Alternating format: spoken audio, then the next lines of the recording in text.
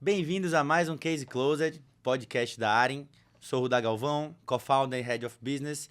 E hoje estou aqui com nosso cliente, amigo e parceiro de negócio, Edson Garrido, CTO da Liquido. A gente vai bater um papo com o Edson para entender um pouco da Liquido, o que eles estão vendo de inovação, novas tendências de mercado. A gente falar um pouquinho também sobre o projeto que a Arin e a Liquido estão construindo em parceria. Edson, antes de mais nada, muito obrigado por aceitar o convite. Seja muito bem-vindo. É um prazer estar aqui com você hoje. Mais oportunidade. Bacana, Rudá. Prazer é todo meu. Queria agradecer o convite da Arin. E é uma satisfação estar aqui falando pela Liquido. Bom, a ideia aqui é a gente bater um papo, né, sobre principalmente passado, presente e futuro. Né? Então, olhar um pouquinho para a trajetória da Liquido, para a sua trajetória também profissional. Olhar hoje o que a gente tem em conjunto aqui, que a gente está construindo, os produtos que a gente vem lançando e também um pouquinho, né, de futuro, né, para discutirmos em conjunto aqui o que o futuro nos reserva.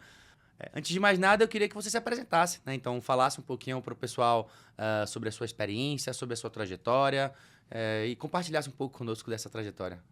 Bacana, bacana. Bom, meu nome é Edson Garrido, né? Eu estou aí na área de engenharia já há mais de uma década, e para ser bem modesto. Então, venho de outras gerações aí, né? Peguei aqui o início da internet no Brasil.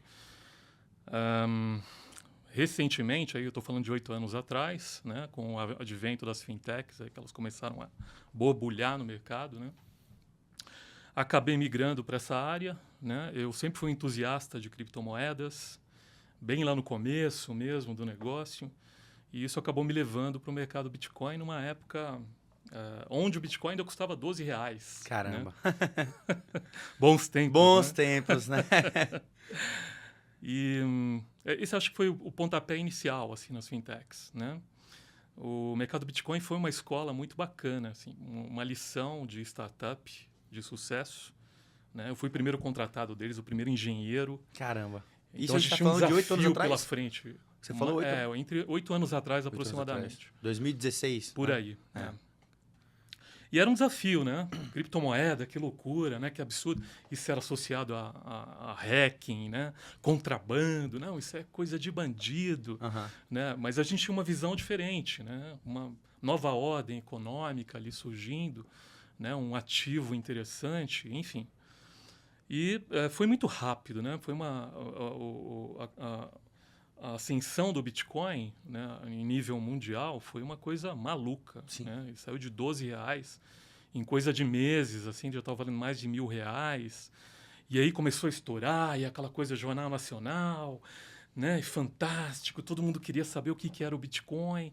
E a gente surfou muito nessa onda. Né? A gente acabou indo aí de um escritório que tinha aproximadamente 20 metros quadrados. Caramba! Ali no Brooklyn, né, para um andar inteiro nos prédios mais cobiçados do mesmo bairro, né, com mais de 200 funcionários, uma equipe gigante e um futuro fantástico pela frente. Né? Então, isso foi o começo, eu considero esse o meu começo, né, na área das fintechs. Né? Depois disso, vou para a Coinbase, que era uma concorrente na época, eles estavam vindo para o Brasil, né, uma corretora de cripto também, chinesa, com toda a expertise chinesa. E aí foi um mundo novo para mim. Né? Porque até então eu estava acostumado com as empresas brasileiras, tinha trabalhado na Europa também. Mas, de mais a mais, as empresas ocidentais são muito parecidas. Né? Tem um jeito muito parecido de trabalhar. Cultural, né? Da cultura pessoal até a cultura corporativa. Growth Hacking Thinking, tudo é diferente. Sim, né? sim. Quando eu fui para a China, eu tomei um choque. Né? Que a primeira coisa, quando eu assinei com eles, não, vem para cá, você vai ficar aqui uns meses com a gente e entender, né, como é que a gente trabalha. Então, fui para lá e fiquei em Pequim com a equipe por alguns meses. E aí, um mundo novo se abriu de novo para mim. Né? Porque eu estava trabalhando com criptomoeda e no coração... Né, sim. Do consumo da cripto, né? Porque aqui no Brasil você via, enquanto as pessoas estavam discutindo a criptomoeda é uma coisa legal, a criptomoeda é coisa de pirata, é coisa de bandido, é coisa de contrabando. Ainda tinha todo aquele estigma aqui Exato. no Brasil, né? Então as pessoas estavam começando a cair, ainda, né? entendendo sobre o que era a criptomoeda, Perfeito. o que era essa nova tecnologia, que é a tecnologia do blockchain, que está por trás ali, principalmente das criptomoedas. Sim. e toda essa nova ordem econômica, como você falou, né? A descentralização do poder econômico e também do lastro, né? Como um todo. E aí você vai para um mercado chinês, onde a dona de casa compra criptomoeda. Nossa! Então, é um mercado completamente diferente, né? E com um mindset também totalmente diferente. O timing chinês é totalmente diferente do timing ocidental. Tudo é muito rápido, né? Um mercado gigante, né? Onde tudo que você vai falar está na casa dos bilhões, né? Então, isso foi um aprendizado gigante, assim, para mim, né? E acabou me colocando com os dois pés, né, na área de fintechs. Depois eu voltei para o Brasil, ajudei a fazer a implementação dessa empresa aqui no Brasil, e daí para frente é história, né? Já comecei a ser assediado por outras fintechs, né? Mais tarde a gente desenvolveu eu falo alguns outros amigos aí no mercado também. Acabamos desenvolvendo um projeto. Esse projeto acabou caindo na mesa de dois investidores lá da Califórnia, do Vale do Silício. Aí veio o convite para ajudar eles a alavancar uma nova fintech que estava surgindo lá nos Estados Unidos, chamada Liquido. E essa fintech estava surgindo em 2021 lá. Né? Foi fundada por um ex-funcionário do Google e um investidor com larga experiência no mercado asiático, no mercado norte-americano, sul-americano. Legal. Esse ex-funcionário do Google foi responsável, inclusive, pela implementação do Uber aqui no Brasil. Né? Então ele tem uma bagagem assim, né, que dispensa apresentações, o currículo. Sim, e já conhecia o mercado latino-americano também, que isso é bem importante. Sim. Né? E por que era importante? Porque a Liquido estava olhando para o mercado latino-americano. Perfeito. Né? O mercado americano é um mercado extremamente saturado. Né? Você tem muitas fintechs ali, né? Muitas soluções diferentes. É um mercado difícil de crescer. Né? E o mercado latino-americano, tendo vindo para cá, primeiramente por causa do Uber, depois, em segundo momento, por causa da 99, porque a 99 também acabou sendo adquirida pela Didi, Sim. Que era uma empresa com quem ele tinha um ótimo relacionamento. Aí, para enriquecer aí a história, né? Os dois fundadores da Liquido, eles são chineses. Né? Eles vivem nos Estados Unidos, estudaram, se formaram nos Estados Unidos, mas são chineses. Né? Então, eles têm ali um network muito interessante em terras asiáticas. Pois bem, isso acabou trazendo, de novo, esse cofundador aqui para o Brasil. Né? Ele fez esse transbordo da 99, na área técnica, né? Ele é CTO. Na área técnica, da 99, que era uma empresa 100% nacional, né? Para o domínio da Didi, né? Para as soluções da Didi. E esse contato com o mercado sul-americano trouxe alguns insights para ele. Né? Uma das coisas que ele percebeu é que as nossas soluções de pagamento ainda estavam muito imaturas, tinha muito mato para cortar ainda. Né? E isso, para ele, foi uma oportunidade. Né? Ele olhou aquilo e falou, cara, tem espaço para explorar nesse mercado. Né? Voltou com isso na cabeça. Né? Acabou reunindo aí alguns investidores, né? Entre eles o mais proeminente é sócio fundador da Liquido. E então surge a Liquido em 2021, em primeiro lugar, para atender inclusive algumas empresas chinesas que estavam operando aqui no Brasil. Né? E aí a gente está falando de uma dor muito comum. Né? Empresas que estão num mercado completamente diferente, alienígena à nossa cultura, né, as nossas leis, as nossas regras, as nossas regulações, enfim. E também tudo aquilo que a gente falou da própria questão cultural, né? Das empresas e das pessoas físicas, né? Dos consumidores, dos usuários finais. Então tem todo esse choque e assim, muito do que a gente conversa, né? Do movimento de globalização, enfim, todo o background aí do corpo diretivo e fundador da Liquido vem de dois polos incríveis de inovação tecnológica, né? Então, Vale do Silício, mercado americano, efervescente, e outro completamente oposto, mas também com a mesma veia para inovação e novas tecnologias, que é o mercado asiático. E aí você traz empresas globais, você precisa fazer esse movimento de tropicalização para chegar tanto no Brasil como na América Latina como um todo, né?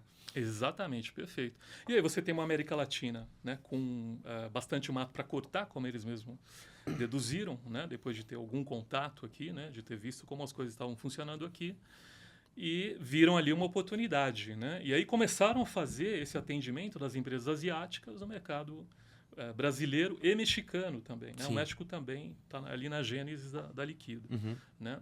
Então, 2 mercados aí, muito provavelmente os 2 mercados mais proeminentes aqui da América Latina. Né? Em primeiro lugar, aí, disparado o Brasil, né?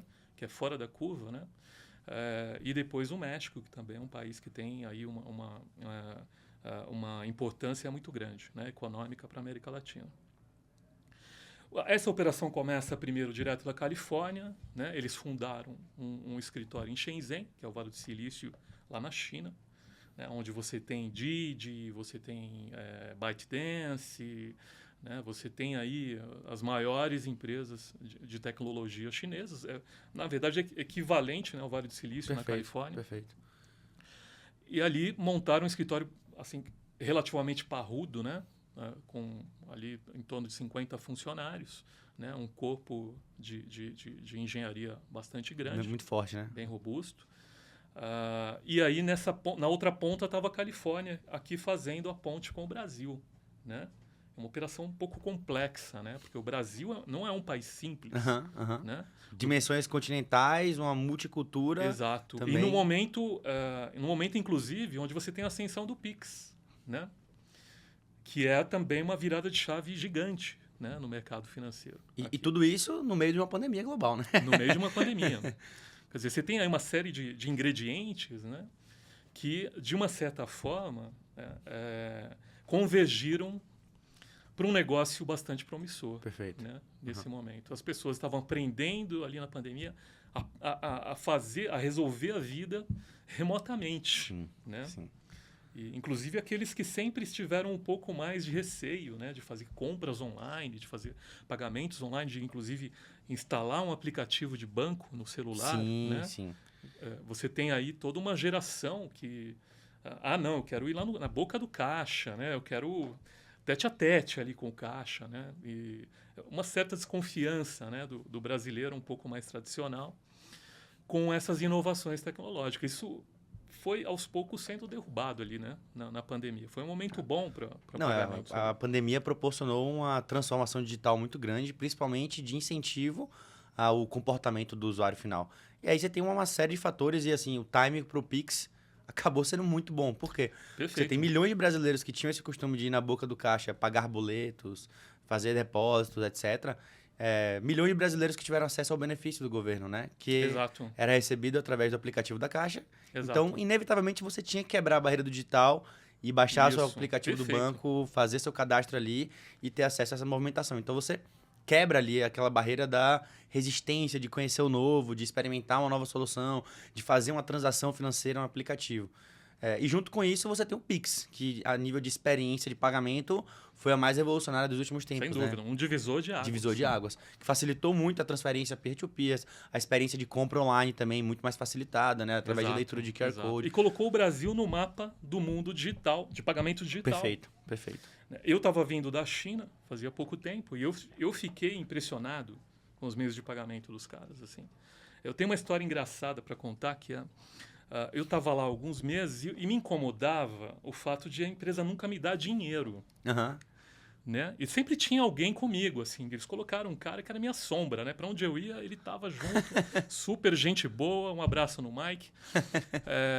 Mas eu também sentia falta, porque à noite eu ficava no hotel e falava, pô, eu quero dar um rolê por aí, quero sair, mas, cara, eu só tinha um cartão de crédito no bolso, que era um cartão de crédito internacional. Mas sim. você está falando de uma terra onde Mastercard e Visa tem pouquíssima capilaridade lá dentro. Né? Então me preocupava. Falei, pô, eu quero sair à noite, né? Quero, assim... Chinês, aliás, tem uma vida noturna intensa. Né? Impressionante. Eu não sei como eles acham tempo para tudo, tá? Deixa eu fechar esse parênteses aqui, que é outra história. Parece que lá o relógio é diferente, né? Tem umas horas a mais. Exatamente. Mas, enfim, para terminar essa história aí, eu reclamei lá com a tesouraria. Falei, pô, vocês me deixam aqui sem dinheiro, né? Se eu precisar de dinheiro uma hora, o que eu vou fazer? Você quer dinheiro? Quero. Pô, arruma dinheiro pro Edson aí, porque ele está precisando de dinheiro, mas isso com uma certa ironia, né? Que eu não entendi muito bem. Aí me deram lá uma quantidade de dinheiro, um RMB, né? papel mesmo, aquela coisa, me sentir seguro, né? Agora eu tenho dinheiro, pô, né? Pode acontecer o que for, sair aí pelo shopping. Antes estava sem lenço, sem documento, né? Só com cartão de crédito. E tava me virando com o cartão de crédito, mas eu não me sentia bem, né? Pois bem, a primeira experiência para tentar pagar com dinheiro, o chinês olhou para minha cara e, como quem diz assim, não, você tá tirando sarro de mim, né? O que é isso, cara? O que você está apresentando para mim, né?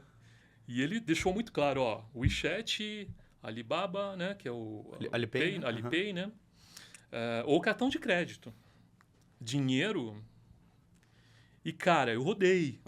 Eu estava em Pequim, uma cidade cosmopolita. Porra, né? Então, essa experiência... Depois eu acabei devolvendo o dinheiro para eles. Você falou, eu entendi o que vocês estavam falando, né? Mas eles tinham um ponto que, na verdade, é muito parecido com o momento que o Brasil começa a viver agora, né? Eu desafio você, se você olhar na sua carteira agora, muito provavelmente não tem um papel. Tem né? A gente hoje vive digitalmente, pagamento digital. Né? E a gente estava nessa virada de chave em 2021. Né? E a gente está indo agora num caminho sem volta. Sim. Né?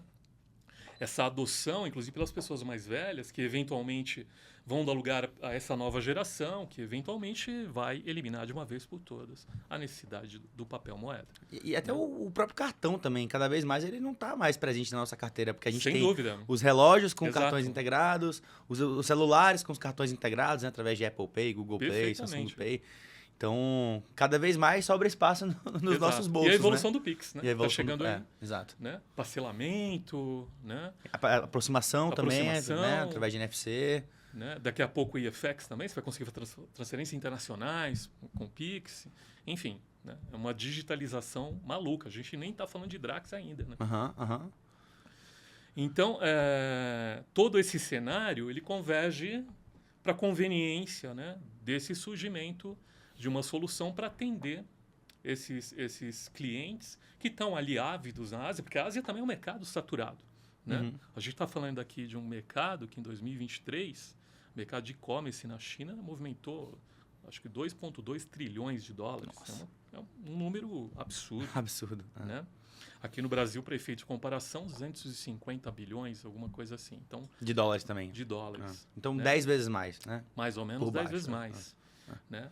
Então, quando eles enxergam esse mercado, um mercado de 200 milhões de pessoas, né, aproximadamente, o CT deve ter aí em torno de 120, 150 milhões de consumidores em potencial, Sim. de vários níveis diferentes, né, mas onde você tem uma infinidade de possibilidades ainda para serem exploradas. Né? E o mercado asiático é um mercado muito criativo, né, justamente porque é um mercado extremamente competitivo, diferente do mercado latino-americano, né, que, sem tirar o mérito desse mercado, que eu acho fantástico também, né? Mas a gente está falando de um mercado absurdamente competitivo. Sim. Né? Então, você tem essas grandes empresas chinesas começando a olhar para um mercado em ascensão, que é o mercado da América Latina, e em evidência, obviamente, o mercado brasileiro. Né? E esses caras querem vir atuar aqui num mercado extremamente complexo. Né? Nós sabemos disso. Se tem uma coisa que funciona muito bem aqui é o sistema financeiro brasileiro. Né? Ele é extremamente regulado, né? Extremamente informatizado. Né? E para esses caras chegarem aqui e montarem toda uma operação, muitas vezes não é possível. A gente tem exemplos de gigantes aí que vieram para o Brasil e desistiram. Sim. Né? E em vários segmentos, né? Não só o Exato. financeiro. Tem no financeiro, tem no de delivery, tem no de e-commerce, marketplace. Porque o Brasil tem suas próprias regras, tem sua própria cultura. Tem a sua própria complexidade. Né? E isso exige uma expertise. Né? E aí a gente volta para a Califórnia controlando a operação aqui no Brasil, remotamente, conversando com bancos e atendendo um payload absurdo de transações diárias desses gigantes chineses aqui. Então veio a necessidade de montar uma operação local. Né? E aí que entra o Edson. Né? Foi na época que eles me procuraram, né? Por conta desse projeto que eu tinha, que era muito parecido com o projeto deles, e eles fazia muito sentido essa parceria. Né? E daí me convidaram para ajudar a montar essa operação aqui no Brasil, que eu fiz com muito prazer, né? Porque eu estava trabalhando ao lado de pessoas extraordinárias. Eu estou falando aqui de engenheiros ex-Google, ex-Meta, ex-TikTok, ex-Microsoft, mentes brilhantes. Sim, assim. e com um mindset total growth hacking, né? Total growth hacking, né? Com toda a flexibilidade de uma startup. Sim, né? sim. Então, você tem ali um diferencial enorme, né? De trabalho. Então, óbvio, meus olhos brilharam, né? Sim. Porque, isso aqui vai dar muito bom. Sim. Né? E tá dando, né? Tá dando. Tá dando. Então, quando eu cheguei com mais uma equipe, aí a gente montou um escritório aqui, enfim, começou a estruturar, né, essa operação aqui e chegar mais perto, né, dos vendors, né, dos fornecedores, e entender melhor as dores dos nossos clientes que estavam lá na Ásia, porque nesse primeiro momento a Liquido tinha 100% dos clientes asiáticos. Né? Então, também foi uma curva bem interessante, porque você começa a... veja bem, eu estou falando aqui de uma API, né? Porque a Liquido é uma empresa essencialmente de API, esse é o nosso core business, né? Montada por mentes geniais. Né? E eu estou falando aqui dos meus colegas da Califórnia, porque são pessoas fora da curva, Sim. de verdade. Né? Mas que, no final do dia, eles não tinham conhecimento suficiente do ambiente brasileiro, da realidade brasileira, né? De toda a parte regulatória, né? Que é de bem todos específica. os avanços. E ali a gente está falando do Pix numa espécie de piloto, né? Porque o Pix estava sendo testado ali no começo. O Banco Central estava fazendo uma série de testes. Né? Testava uma coisa, aparecia um monte de fraude, não sei o quê. Vamos mudar. De uma hora para outra mudava tudo. Eu lembro até hoje quando instauraram o DICT, né? Exato. E aí, todo aquele mecanismo de controle para cash out e toda aquela experiência também de validação da chave e o mecanismo de fichas, mecanismos dos baldes também. Quantas vezes eu entrei em reunião com bancos aqui no Brasil para a gente discutir a questão do balde, né? E até fazer o meu time internacional entender, né? Isso tudo. O que era esse bucket, uma loucura.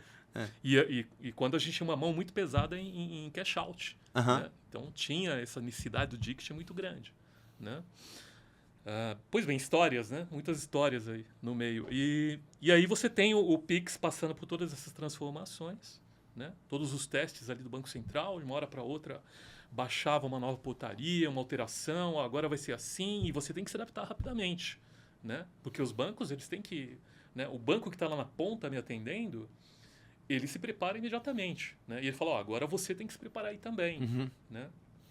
E esse dinamismo, nessa lógica de você ter uma equipe internacional, né? Eu estou falando aqui que a grande maioria dos nossos engenheiros estavam na China, e uma outra equipe nos Estados Unidos, e aqui no Brasil ainda não tínhamos equipe de engenharia. Né? E aí isso vai tornando moroso qualquer tipo de alteração que você tem que fazer na sua API para atender o novo regulatório. Né? Então, a entrada do time aqui no Brasil dá essa celeridade para a operação. Né? A gente entendia muito rapidamente o que tinha que ser feito, e aí veio a necessidade. Precisamos montar também um time de engenharia aqui no Brasil, porque a gente vai conseguir ser mais responsivo ainda com os clientes. Né? Boa. E aí é quando a Liquido começa a ganhar robustez aqui no mercado brasileiro. Boa, bacana. E aí vem a pergunta para o pessoal aí de casa, né? Como você falou, o core business principal da Liquido é tecnologia, é API, é a prestação do serviço financeiro, e está muito claro para a gente que, de fato, vocês ajudam empresas internacionais, né, majoritariamente vindas ali do mercado asiático, a instaurarem suas operações aqui no Brasil. Mas o que de fato vocês ofertam? Quais são os produtos que a Liquido comercializa hoje e como que vocês ajudam os clientes de vocês nessa migração? Perfeito. Então, vamos voltar para o e-commerce asiático que quer vender em reais. Perfeito. Né? Então, ele tem essa dor. Né? Se ele quiser montar um escritório aqui no Brasil, abrir um CNPJ, contratar uma contabilidade, escritório de jurídico, enfim. Essa logística é bastante cara, complicada, morosa. Aí a Liquido entra e fala, cara, eu vou receber esse dinheiro para você aqui. Né? Então, a única coisa que você tem que fazer é conectar o seu aplicativo aqui com a minha API, e a minha API vai fazer aqui todos os recebimentos para você aqui no Brasil, ou os pagamentos, né, dependendo do modelo de negócio. E vai remeter esse dinheiro para você. Então, você não vai precisar fazer muita coisa. Perfeito. Né? E aí entra a Liquido com as soluções de pagamento mais populares do Brasil. Né? Então, você tem uma empresa, um e-commerce chinês, que começa ali com a tradução do aplicativo dele para um português, né? E termina com toda a prateleira de meios de pagamento com produtos populares aqui no Brasil. Eu estou falando de Pix, eu estou falando de boleto, eu estou falando de Mercado Pago, PicPay. A própria adquirência também, né?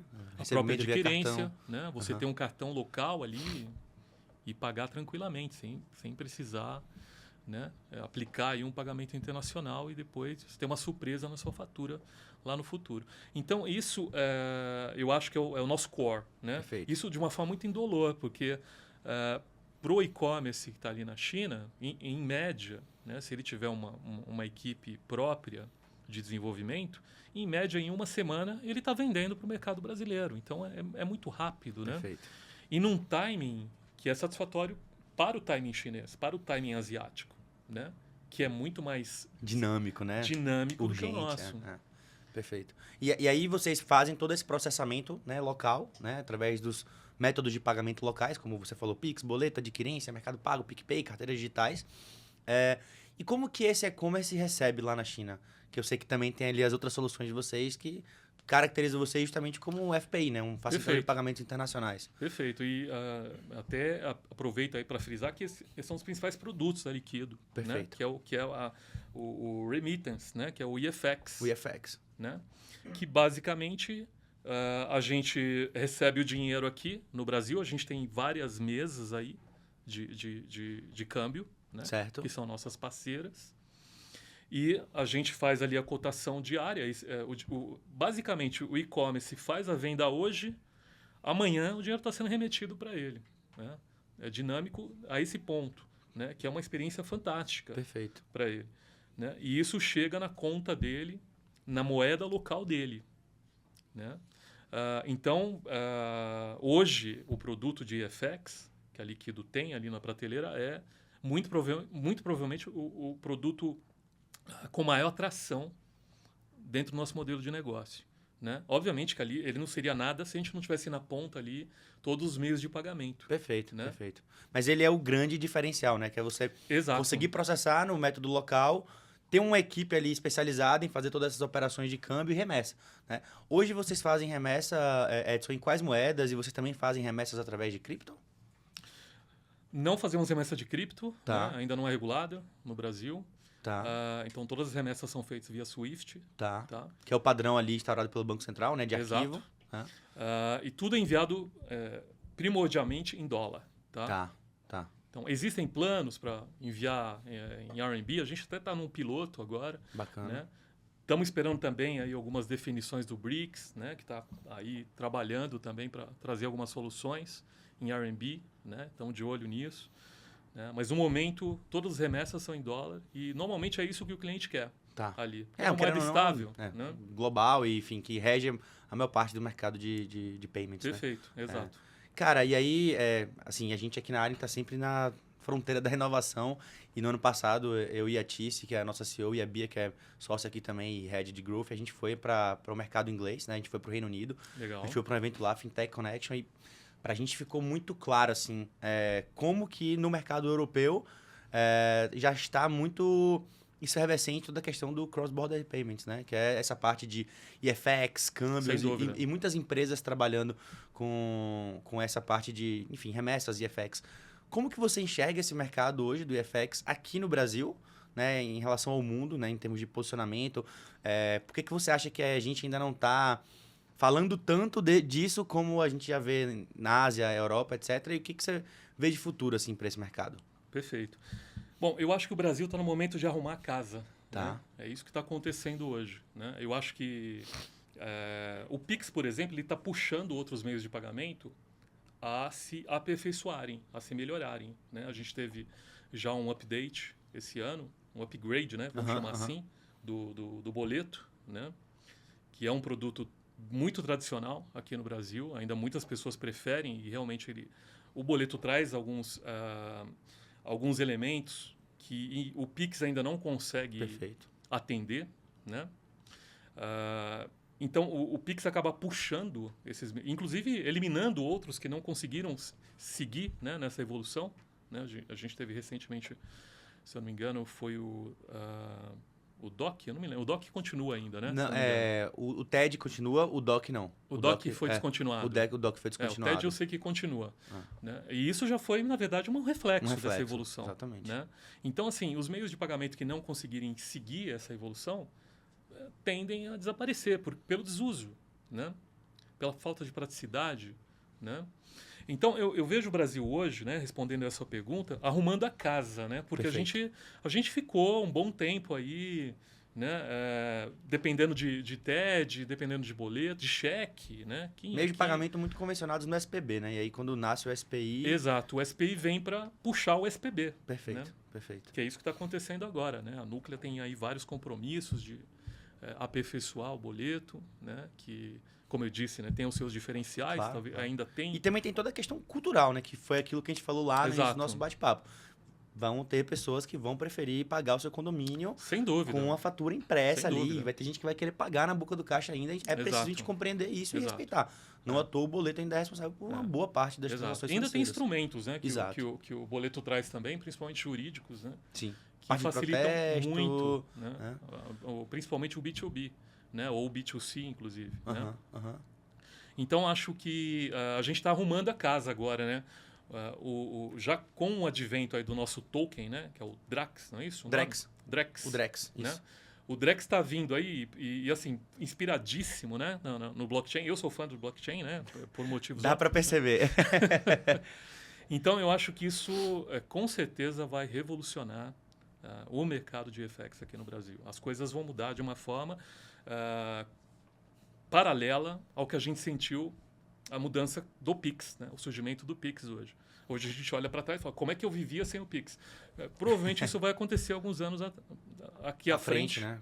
Com o Drex. Com o Drex, quando a gente olhar para trás e falar, como é que a gente vivia sem isso? Né? Hoje ainda é bastante complexo. Né? Hoje você fazer essa remessa para o exterior, o controle, né, disso pelo Banco Central, pela Receita Federal, por todas as instâncias responsáveis, é um controle complexo. Né? Envolve muitos relatórios, muitos controles, muito compliance, muito antifraude.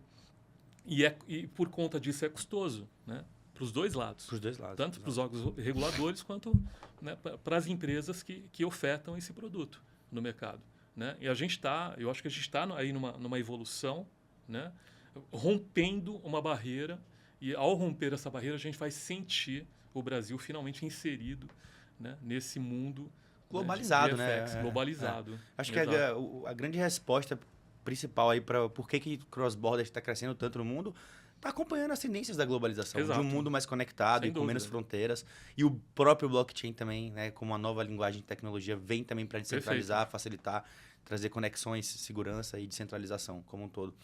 Falando um pouquinho de Arin Liquido agora, como que começou a nossa parceria, a nossa relação? Quais foram os pontos que a Arin conseguiu ajudar a Liquido? E que vocês viram como um diferencial ali, né? Durante toda a parte de negociação e também integração e go live ali. Bacana. Bom, isso começou com o Rudá me pingando lá no WhatsApp, né? E acho que foi mais ou menos no início desse ano. Início desse ano, né? Que janeiro, a gente começou fevereiro. a trocar figurinhas ali.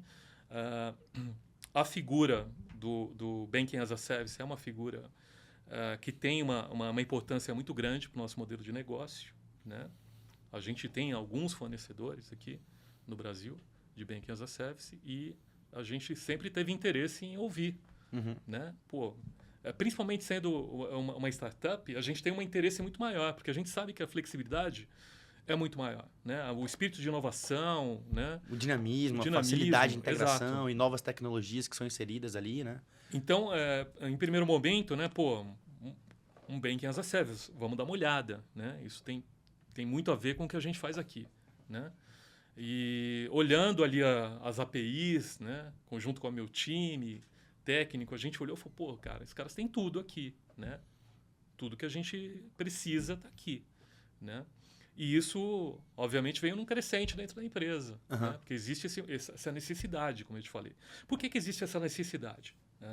Aí aqui eu preciso abrir um parêntese de novo. A Liquido, ela se divide em mais de uma empresa aqui no Brasil. A IP e a BRL, né?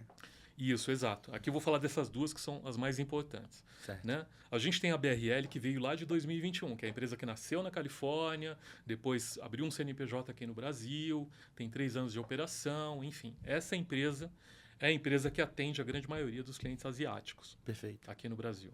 Pois bem, quando você está atendendo clientes internacionais, você tem uma facilidade muito maior, porque a gente está falando de um espaço de operação onde o Banco Central ainda não botou a mão dele para falar, cara, eu vou regular isso aqui, vou deixar as coisas tudo preto no branco, né? E a gente vocês vão ter que seguir essas regras aqui agora. Uhum. Né? Então, hoje, quando você opera no mercado brasileiro como um facilitador de pagamento, como é o caso da Liquido BRL, uma empresa não autorizada pelo Banco Central, né? Um gateway de pagamento, a rigor, Uhum. né? É muito conveniente você trabalhar com empresas internacionais, porque existe muito mais facilidade para você operar. Né? Você tem muito mais liberdade para operar. Né? Óbvio que tem uma série de regras que você tem que seguir, mas é um nicho que te dá uma certa flexibilidade. Você não está justamente ali dentro dos tetos e, enfim, requisitos que o Banco Central coloca e Perfeito. fala, a partir de você alcançar esse teto, você precisa ser autorizado ou regulado. Então, existe espaço para as fintechs que são não autorizadas e não reguladas, mas que fique muito claro, que operam, obviamente, em conformidade e em compliance com todas as normativas do Banco Central. E para isso conformidade dos bancos, inclusive. Né? E para isso que precisam, inclusive, de empresas que são reguladas e autorizadas, para assumirem as credenciais e chancelarem ali aquela operação, Exato. observar toda a parte de política de compliance, prevenção à lavagem de dinheiro, antifraude, enfim. Perfeito, exato. E aí você tem essas facilitadoras de pagamento, com a Liquido BRL, também querendo operar no mercado brasileiro. Né? Obviamente, a gente também é procurado por essas empresas. Né? Pô, você está atendendo a empresa X lá da Ásia, né? Pô, você não quer me atender também? Né? E aí entra o Banking as a Service, que é a ferramenta, né? O produto que vai permitir que um facilitador de pagamento, como a Liquido BRL, opere dentro da conformidade imposta pelo Banco Central. Né? Então, esse modelo para a gente é um modelo bastante importante, né, para a operação. E por conta disso, né, toda essa atenção com a Aren. Então surgiu a Aren, vamos dar uma olhada na Aren. API perfeita, ótima. Né? Rudá, sem palavras. Né? Obrigado. Super responsivo e sentir essa flexibilidade desde o começo. Né? Isso é muito importante, porque nós também somos uma startup. Né? E a gente também é muito flexível. Quando você lida com os bancos tradicionais, e a gente tem conta em praticamente todos os bancos tradicionais aqui no Brasil, temos um excelente relacionamento com todos eles, mas há de se admitir que esses bancos tradicionais eles vêm com um legado tecnológico e muito cultural grande. Também, né? Cultural. Né? E aí eu estou falando do legado tecnológico porque lá na ponta, quando você tem a API funcionando, muitas vezes ela está dependendo de uma série de processos que estão lá atrás, às vezes rodando em Fortran, em COBOL. Entendeu? Então, é muito mais engessado. Né? Você não tem toda a liberdade. Né? Eu não posso chegar para o banco e falar assim, cara, essa API não está me atendendo, muda isso aqui, eu preciso que seja assim, desse jeito. Primeira apresentação de slides da Aren, a gente falava muito sobre isso. Né? Tinha lá um slide que era legado. Né? E aí tinha uma imagem de um prédio e a gente sempre dava exemplo que, cara, o SPI ele é tão revolucionário, né? O Pix é tão revolucionário, tanto que teve que se construir um novo sistema, porque ele não comportava, as premissas tecnológicas dele não conversavam com o SPB. E aí a gente tinha o exemplo do prédio que era, não adianta você construir um prédio na horizontal em cima de um prédio que teve uma fundação focada para o vertical. Né? E é muito do que acontece com os bancos tradicionais, sistemas legados, onde não permitem que você faça inovações ou traga novas APIs com a mesma velocidade, dinamismo e também experiência de integração e API. Perfeitamente, né? Exato. Né? A Liquido não opera só aqui no Brasil, né? Ela opera também em outros países da América Latina. A gente pode falar disso depois, mas tem muitos países da América Latina que ainda estão no SOAP. Né? A gente recebe muita coisa de SOAP, porque a minha equipe aqui no Brasil atende esses países. Né? Uhum. Então, por quê? São bancos tradicionais lá. Não tem tanta fintech como aqui no Brasil, né? Trazendo essas inovações. Né? Então, para a gente é sempre um prazer ter esse relacionamento. né? Óbvio que sem desmerecer aí todo o relacionamento que a gente tem com os grandes bancos também. Sim, sim, claro, claro. Tem sua importância. Também tem sua importância. Exato, cara. dentro da Produtos, operação. Né? Mas aqui a gente está falando do dinamismo, né? Da força de adaptação que existe numa fintech. Né? E isso, para a gente, é um grande diferencial. Né? E aí a gente olhou para a Arin e falou, cara, a gente está falando com uma empresa que tem a mesma pegada, né? O mesmo dinamismo que a Liquido. Né? E a gente sente muito à vontade com isso. Né? E eu senti isso falando com você. Né? O alinhamento, né? Não tô achando tal coisa. Cara, se não tiver, a gente resolve, a gente vai conversar tal. E isso é muito legal. Boa. Né? Isso dá uma segurança pra gente. Óbvio, nessas alturas eu já sabia que ali por trás da Arin eu tinha o Bradesco também. Isso também teve um peso, obviamente. Claro. Né? E aqui, de novo, né, o banco tradicional ele tem... Tem seu papel, né? tem Exato. sua importância. Isso passa segurança. Né? Isso também, obviamente, sem desmerecer os nossos outros colegas aí que muitas vezes não tem um banco ali por trás, né? Mas também tem uma operação séria, sólida. Né? Mas isso, o peso do Bradesco é grande, a gente sabe disso. Né? E ali falando com uma equipe que parecia muito afinada, né? Bastante responsiva, né? E aberta ao diálogo. Né? Isso é muito importante. Né? A ouvir a dor do outro, né? A dor do cliente. E discutir e trazer para a mesa soluções, propostas. Né? E isso foi um fator decisivo para a gente. Boa. E aí, falando isso em dois solução, como que a Arin, né, enquanto empresa provedora de soluções de Banking as a Service, né, então, até para fazer um resumo, né, então a gente usa a Liquido Internacional com a Arin para processar os pagamentos locais, né, Pix, boleto, etc. E a operação brasileira para que a gente consiga estruturar e estar em conformidade com o Banco Central, abrindo as contas de pagamento, né, para cada um dos clientes, né, da Liquido. Mas a nível de dois solução, qual foi a principal dor que vocês tinham e a solução que a gente entregou que permitiu para vocês desbloquearem novas linhas de receitas e novos mercados também? Perfeito. Dá para elencar algumas coisas aqui. Né? Vou começar aqui falando da questão do split. Boa. Tá? O split é uma dor que a gente sente lá na ponta. Né? A gente tem uma série de funcionalidades lá na Liquido. O split está no nosso roadmap, mas não está implementado ainda. Né? A gente tem outras prioridades ali. Perfeito. Né? Então, para a gente sempre buscou essa solução no nosso vendor. Né? Até que para você também fazer ali uma reflexão a partir da solução do vendor e trazer isso para dentro de casa.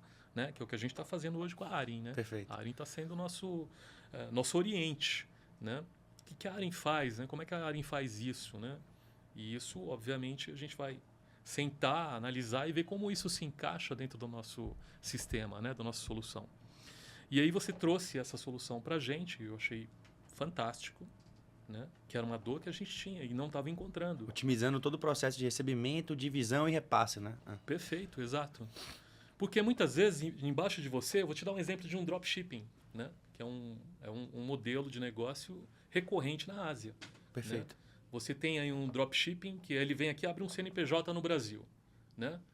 Esse CNPJ, obviamente, ele não tem uma licença de instituição de pagamento, na maioria das vezes. Né? Então, ele vai operar como um CNPJ ali, né? Que vai receber o dinheiro do cara que está na ponta, fazendo venda do produto, que às vezes é um influencer, por exemplo. E você tem o vendor, né? Que é o fornecedor do produto. Né? Porque o dropshipping, propriamente dito, ele é nada mais do que um marketplace. Perfeito. Né? Ele é um marketplace ali que tem uma vitrine com todos os produtos sendo vendidos por uma série de fornecedores do exterior, às vezes do Brasil. Né? E lá na ponta você tem um terceiro cara. E às vezes você tem um quarto, que é o frete, né? O shipping. Uma cadeia gigantesca para ser abastecida. Então você tem ali né, uma tota que tem que ser dividida em vários pedaços. Né? E ninguém ali tem licença de IP ou IF, muito menos. Né? Então ninguém pode ficar com a custódia do dinheiro de ninguém. Ninguém quer ficar com aquela responsabilidade. Né? Então o split ele vem para resolver essa dor. Né? Você está recebendo ali já, cada um recebe o que tem o que de direito, né? E a operação vai bem fluida para frente. Né? Vamos falar de outra solução bacana, a questão do SLC. Perfeito. Né? A questão da SLC também para a gente foi muito importante. Que hoje você tem aí outros Banking as a Service no mercado que não estão autorizados a fazer essa liquidação do não estão habilitados do lá pagamento. no SLC, né? Exato. Para fazer essa liquidação do pagamento de cartão de crédito. Perfeito. Né? E isso também é uma dor para uma empresa, para um facilitador de pagamento como a BRL. Né? Porque a BRL não pode fazer essa liquidação e jogar o dinheiro na conta dela. Ela tem que jogar direto na conta do cliente. E a conta do cliente tem que estar sob controle da Liquido. Então, você tem que estar dentro de uma solução Banking as a Service, onde você é o guarda-chuva, né? E você tem que conseguir receber, né, esses valores, né, esses recursos de cartão de crédito dentro dessa conta que está no seu guarda-chuva. E aí a habilitação que a gente tinha na SLC permitiu para vocês que antes vocês tinham que apontar os recebíveis da adquirência para outras contas bancárias dos seus clientes. Ou, às vezes, até desistir do atendimento. E aí perdiam clientes, que é o mais perdiam crítico, share. né? E aí, com isso, vocês conseguem agora vincular os recebíveis para as contas que estão no ambiente da Liquido. Exato. Consequentemente, é mais recurso. E aí você torna uma experiência completa para o meu cliente. Porque o meu cliente ele não está só trabalhando com adquirência.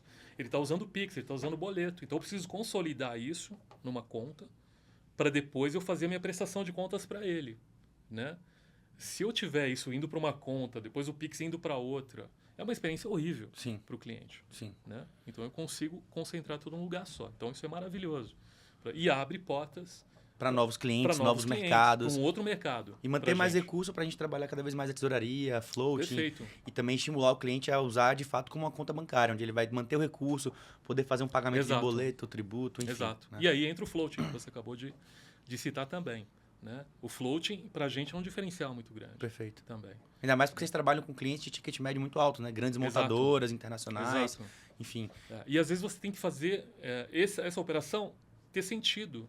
Né? E para ela ter sentido do ponto de vista de ser profitable, né? De ser lucrável. Né? Que você fala, pô, vale a pena. Porque você trabalha com tickets muito altos. Normalmente, quando o ticket é muito alto, o seu volume não é alto. Transacional, né? Transacional. Né? Então, eu ganho um FII por Pix, um spread ali por Pix. Né? Acaba não valendo muito a pena. Eu tenho uma custódia enorme, né? Mas no final do mês, uma nota fiscal minúscula. Sim. Né? E um custo operacional muito grande, né? Custo com operacional risco grande, altíssimo envolvido também. Quanto maior o cliente, inclusive, maior é o seu custo operacional. Exato. Né? Então, isso fez muito sentido para a gente.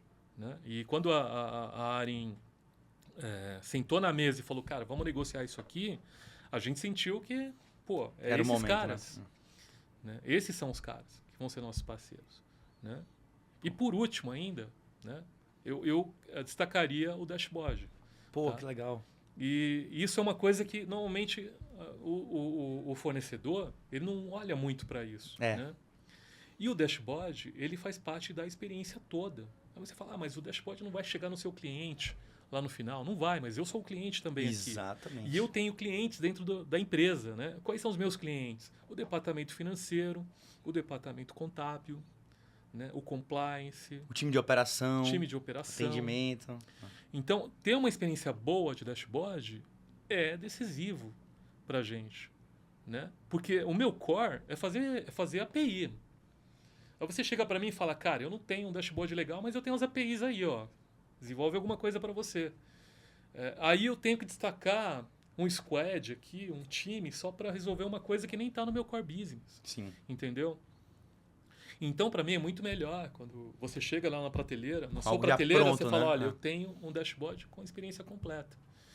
Separação de níveis de acesso, permissionamento ali, possibilidade de pagamento, devolução parcial, total, split, Exato. visualização das contas, conciliação automática. Quando esses times viram, né, a apresentação do dashboard, eles falam, cara, isso é o que a gente está precisando.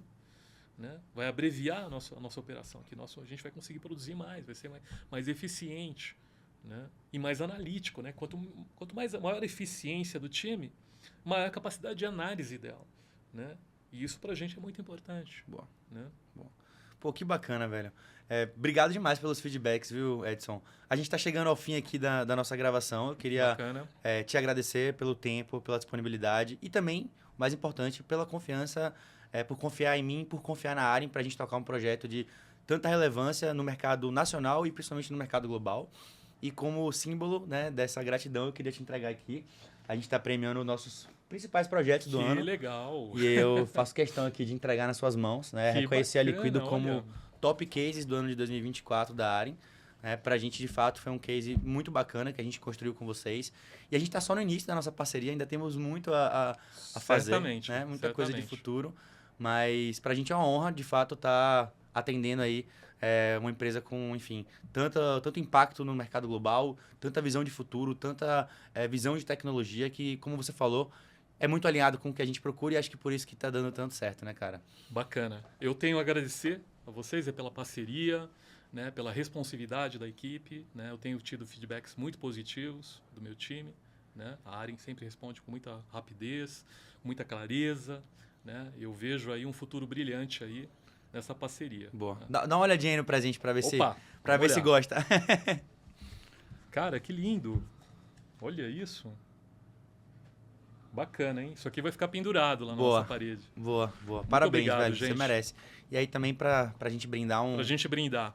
Vou levar pra equipe. Maravilha. Gente, Edson, muito obrigado mais uma vez. Muito obrigado, Grande Rudá. prazer ter você aqui com a gente. Prazer foi meu.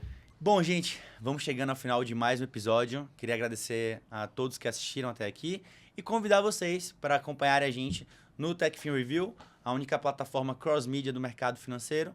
E convidar vocês também para seguir a gente no Spotify, no LinkedIn e em todas as plataformas. Fico por aqui e vejo vocês no próximo episódio.